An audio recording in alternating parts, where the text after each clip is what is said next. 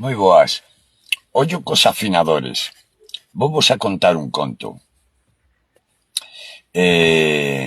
Dirixindo unha escola de gaitas nun barrio daqui de Vigo, hubo unha época onde tiña un alumno que estaba un pouco mosqueado por cousas, por propio funcionamento do grupo, por algúns compañeiros, non sei moi ben por qué, pero estaba mosqueado. Bueno, en esa época onde ese compañeiro estaba mosqueado, cando iba a comprobar as afinacións das gaitas, pois facía comprobación de punteiros e logo comprobación de roncos. Entón, sempre tiña que retocar o ronco, afinarlle o ronco, e mosqueábase, cagábase, non lle gustaba que lle anduveran atrás. Home, eu recoñezo que non nos gusta que nos anden na parte traseira, pero o meu deber como director e mestre, pois é afinar. Bien, un día mosqueouse, que eu, por moito que se mosqueara, iba e afinaba o ronco, por suposto, faltaría máis. Un día, dalía un par de ensaios, viña alto, ese meu compañeiro viña alto, non? Entón, fun a afinar o ronco e dixenlle, estás desafinado. E cabreouse comigo. Non sei nada, Suso, non estou desafinado. Non estou desafinado porque levo toda a tarde afinando na casa. Digo, pero, a ver, estás desafinado, colega? E dice, non, mira, ponlle o afinador aí, a ver o que dá. E cando lle poño o afinador, e ves, dá verde, está mallado. Entón digo eu, mirache a letra que dá? Quedou o tipo así, que letra? E digo, claro, e que o afinador, aparte de ter a agulla, que nos indica se estamos altos ou baixos, dá unha letra, é dicir, a nota na que estás dando. E si, estás dando verde, perfecto, pero a tua gaita está en do e a nota que dá é re, fa, si, non me acordo que daba. Non daba o que tiña que dar, pero daba verde.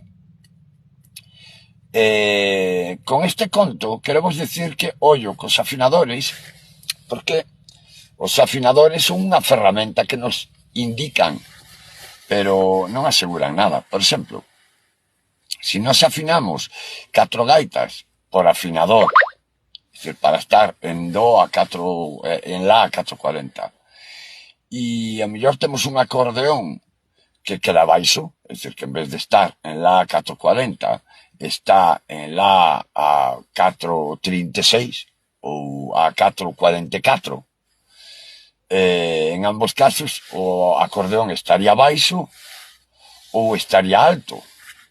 Entón, poderíamos acusar o acordeonero de que está desafinado. En un principio, inda que pode ser certa esa matización, o acordeón non ten por que estar desafinado.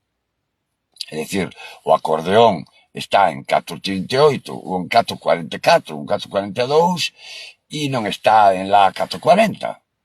Polo tanto, o acordeón, como non o podemos cortar, non ten unha palleta que podamos subir e baixar para afinalo, o normal, o que eu faría, xa non digo o normal, non? O que eu faría é, este acordeón, botámolo fora. Non afina, botámolo fora, compramos un acordeón que afine que as nosas gaitas. Pero hai algo moito máis doado, e é que se o acordeón, que é dunha notación fixa, está baixo, pois collemos, quitamos un pouco a palleta da gaita e baixamos, e afinamos co acordeón. No momento que teñamos unha gaita afinada co acordeón, afinamos o resto das gaitas pola gaita ou polo propio acordeón. O máis axeitado sería, unha vez que temos unha gaita afinada, é arrimar o resto das gaitas a esa gaita afinada. Non podemos botarlle a culpa ao acordeón. O acordeón dá unha nota fixa. A gaita, dependendo do tempo, da humidade, das circunstancias, vai a estar alta, vai a estar baixa. Non temos por que leválo a un afinador en verde mallado, porque en verde mallado nos está dicindo seguramente que estamos afinando en la 440, pero podemos coller e baixar, que non pasa nada. Non hai problema ningún. Sempre mellor baixar todas as gaitas a ese outro compañeiro e instrumento que non alcanza ese la 440 ou subilas para estar afinados que insistir en tocar desafinados, porque o afinador nos dice que as gaitas están afinadas, o que está mal é o acordeón. Ou sacamos o acordeón do medio ou afinamos co acordeón. Isto é unha nota que pode ser moi interesante e que penso que moita xente non ten en conta. Non caímos. Está o acordeón baixo. Bueno, ou estamos todas as gaitas altas. Baixemos as gaitas. Xa está. O acordeón non podemos cortalo. Non podemos subir e baixar a palleta. Se entendemos isto que acabo de decir, temos un gran mal con un principio de arranxo. Veña, espero que vos sirva de algo.